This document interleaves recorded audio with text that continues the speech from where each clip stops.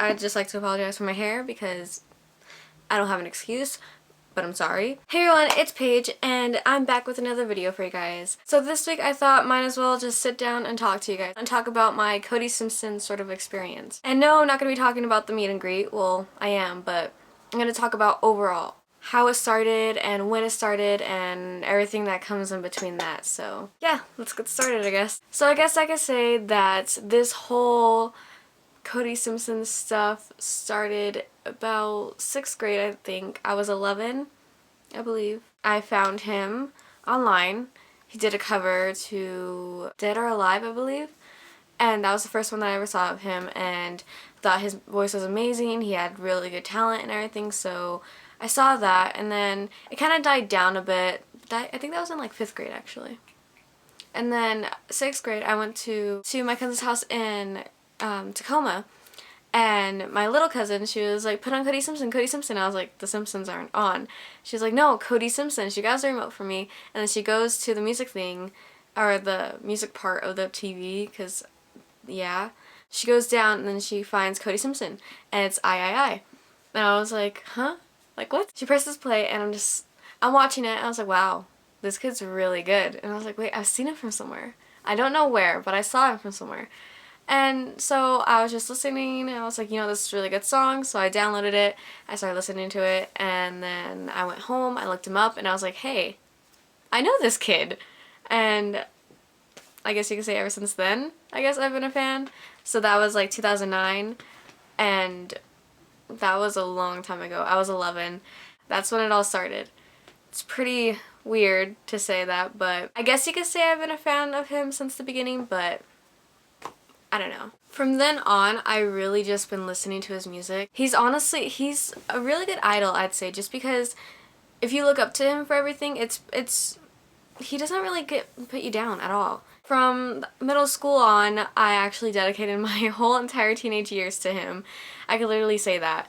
In middle school, I was all about him, or not was, but still am, but that's when I started like expressing myself towards that, because he made me happy, and he taught me to be myself, and if nobody likes it, then so what? So I was myself, and I bought a lot of his merchandise. I had some magazines, and I cut his face out and put them all over my locker and my binders and everything. And then that's when everything pretty much began. I started getting bullied because of him. And I wouldn't say it was a bad thing, but you know, bullying is never good. Nobody knew me as Paige. They all knew me as Cody, or Cody's wife. I don't know. People like put weird things to it, and I was mainly known for like Cody's angel, basically, because I never said my name and nobody really knew who I was, so they all called me Cody, and I was fine with that because, you know, it's Cody and I love him, so why wouldn't I be okay with that? Then high school started. High school, I would say it was no better, because that's when everything, I guess, started to be real, and it wasn't so fun. So my freshman year, I still love him. I had a backpack of him, actually. I had one that said 143 on it, said Team Cody, and it had his face on it, and I wore it everywhere. I mean, it was like my backpack, basically. And everybody knew me from that backpack. Like me and Jasmine, everybody knew her from her yellow backpack, and they knew me from my Cody backpack. But then, okay, so I had photography, and I left my binder in there because the teacher said that we could leave our binders in there, so I left my binder in there. I don't know why, but some junior decided to put a letter in there for me. So one day I opened up my binder to get my stuff from that class, and there was a letter. And it was a pretty long letter, and pretty bad grammar. Basically, what the letter was saying was that I was a stupid little girl, and I should just get over Cody Simpson because I'm never going to meet him. My huge thing was that I always knew I was going to meet him from the beginning. I had this journal sort of thing. It was a freaking Hunger Games binder that I got at a book fair one day, and I started writing all my dreams in there. The number one dream was to meet Cody Simpson, and it's always been that. It's been my dream since I was 11. So yeah, and she was telling me, I knew it was a girl because I knew who she was too, and she was just telling me that since I'm a stupid little girl, I should get over my obsessions, and I should grow up, and I don't deserve to be happy. I should just kill myself because of these obsessions, and I should just end it all because nobody likes me. Odds are my sister was in that class. And my sister Amy actually knew who she was. So once Amy confronted her about it, she was denying it, and you already knew it was her because of how she was. It was stupid though, because the reason why she was telling me all this stuff was because she had, and there's a cat behind there. Great. She had some problem with my older sister, and she took it out on me, which I thought was pretty pathetic. And she knows who she is. I don't know if she watches my videos, but if she does, then fuck you. So I guess you could say that's when everything started, because then her and her little group always like said stuff about me, and that's when I guess you could say like everything hit me. I was diagnosed with depression my sophomore year because I didn't want to go to school because I was getting bullied. And sorry, that's getting emotional.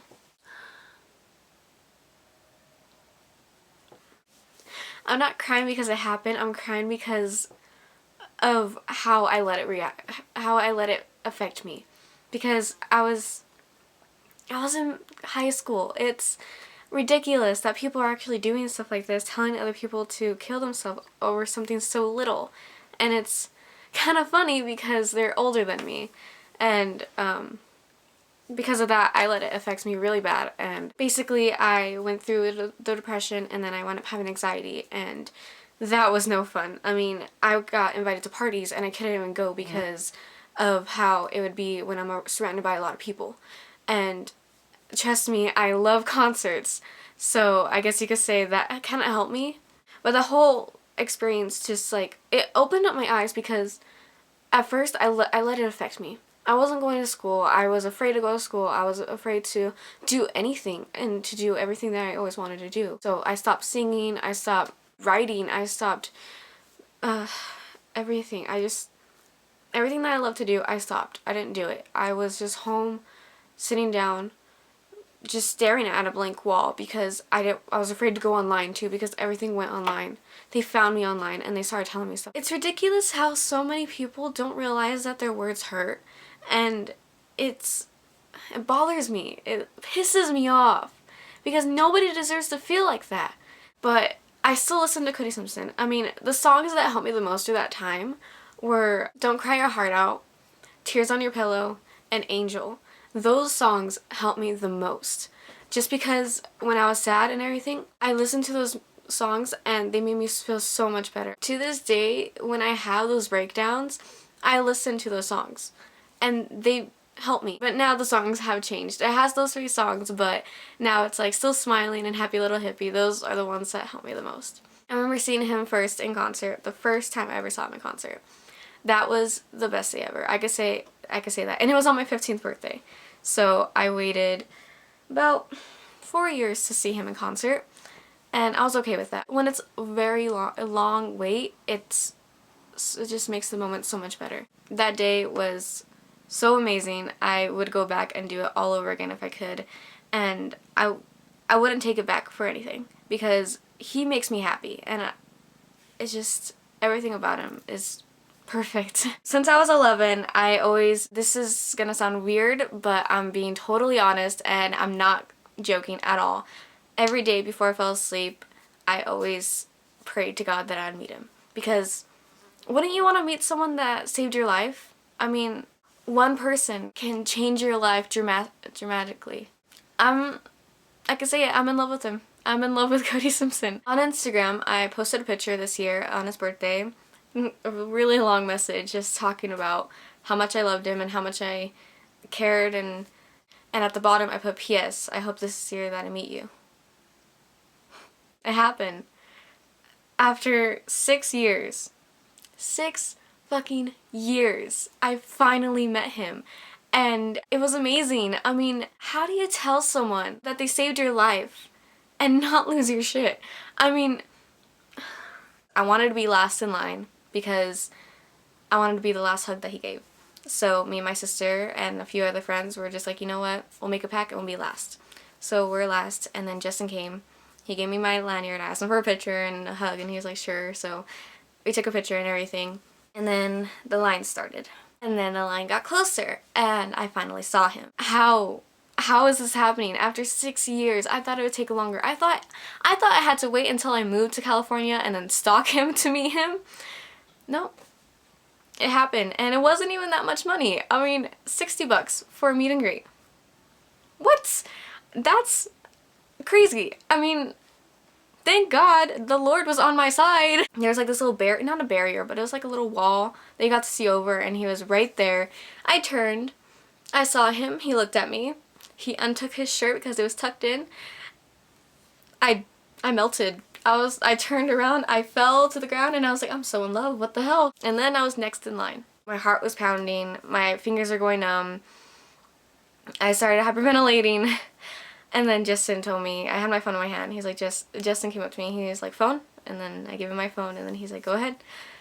Cody looked at me, I walked up to him, and then I just stopped there, I looked at him, and I was like, fucking shit, this is happening, what the hell do I say? Mine went blank. And then I just told him, I was like, can I have a really good hug? And he said, of course. So I hugged him, and he hugged me really tight, and that was first time that I touched him, and the first time that I hugged him, and it was, oh my god, the first time I was that fucking close to him. It was crazy, because in that time it was like slow motion, and like, I remember how he felt. It's so weird and creepy to say that, but I remember how he felt. I remember everything. But the thing is, Aisha did record it, and you guys see the video. It's on here, but the conversation you guys can't hear. The conversation was just literally between me and him. And that's probably what I love the most about it. All my friends at school said that might as well just ask me about homecoming, because the homecoming was the next day, and I was missing my senior homecoming game that day. So I was like, sure. So I asked him, he had a show in Grand Canyon and in Mexico, so I was like, it's okay. I kind of figured anyways, I mean, you're a celebrity, you have stuff to do, and not go to other people's homecomings, so it's fine. Maybe prom? After the picture, I looked up at him, and we're still, like, he had his arm still around me, and I was, like, holding him, and I told him, I was like, you saved my life, thank you. And he's like, yeah, no problem, like, whatever. And I was like, no, I wouldn't be here if it wasn't for you. And then he looked down at me, and he's like, oh. And I was like, yeah. And then he hugged me again, and then he, like, rubbed my back, and I was like, ugh. And I just kept on telling him thank you. Like, throughout that whole entire time, I was like, thank you, thank you, thank you, thank you. And every time that I said thank you, he would hug me. And I don't know how many times we hugged. I had to say the minimum 5 times because of how many times I said thank you, and it was ridiculous. Then it was my sister's turn, and she called me over, so I had more time to talk to him. He signed my phone, and then I asked him for one last hug, and he just said sure. So this time I put my arms around his neck, and he put his arms around my waist, and I hugged him really tight. We didn't get that on camera because it was after he signed my phone, which you guys saw in the other video. It finally happened. And that's my Cody Simpson experience. Because of him, I went through bullying, I lost friends, but I gained true friends, I guess you could say. I found out who my real friends were throughout that time, because my real friends wouldn't tell me anything about loving Cody. They always told me, you know, it's gonna happen, it's gonna happen, it's gonna happen. You guys are my OTP. I'm like, yeah, it's gonna happen, it's gonna happen, it's gonna happen. You know, Paige is real. That's it. I met Cody Simpson after 6 years. 17 now. Loved him since I was 11. Wow. And this isn't the end of the video because I actually wanted to say something. This is for Cody. I don't know if you're ever going to watch this. I don't know if this is just going to be something stupid that I look back on and just be like, why did I even make this video? He had never even watched it. But, Cody. I'd just like to start off by saying thank you. You saved my life. I'm not exaggerating when I say that you are my world, because I owe you my life. Because of you, I am alive today. And because of you, I have accomplished so much. I mean, I've done a lot of things. I performed, like, at school. I performed for the first time. It was amazing. I performed doing so many, like, little things, and because of you, I had the strength to do that. Because of you, I had the strength to keep going and to not end my life because of bullying. And the message that you put out there to just stay humble and be free, it saved my life, and I can't thank you anymore but by just telling you thank you. I don't know how to repay you because you literally are my lifesaver. I wouldn't be here without you. I wouldn't be anything without you. You give me the strength to do so much. You helped me through the darkest time of my life. Those 3 years of high school were hell. And you made me stronger. You made me stronger than I ever was. And I'm happy now. I am happy. Your new album saved me. I listen to Happy Little Hippie. I listen to Still Smiling and Free. You know, she just wanna be free. That's me. And because of you, I am not afraid to go out into the world. I am ready for college. I am ready to go and pursue my dream and to move to California and do so much more. Because of you, I am doing YouTube videos. Crazy to say that, but I am. I was afraid to do YouTube videos for the longest time, but because of you, I was like, you know what? I'm gonna do it. I'm gonna go out there, I'm gonna sit in front of a camera and talk to a camera and post them online and see how many people like how stupid I am. So yeah. But lastly, I would just want to say thank you, and I'm so fucking proud of you. You went from a 12-year-old coming into the US, not knowing what to do, and going by what your management was telling you, what your record label was telling you, but you broke away. You're free now, and that makes me so happy, and I'm so proud of you. You finally found your voice. You finally found who you were and your sound, and it just, I love it. I've been there from the beginning, and I can say that you have progressed so much, and I look up to you. You're my idol. You're my lifesaver. You're my world. So, Cody, thank you one last time. You mean the world to me. I love you so, so much. Bye, guys. Love you.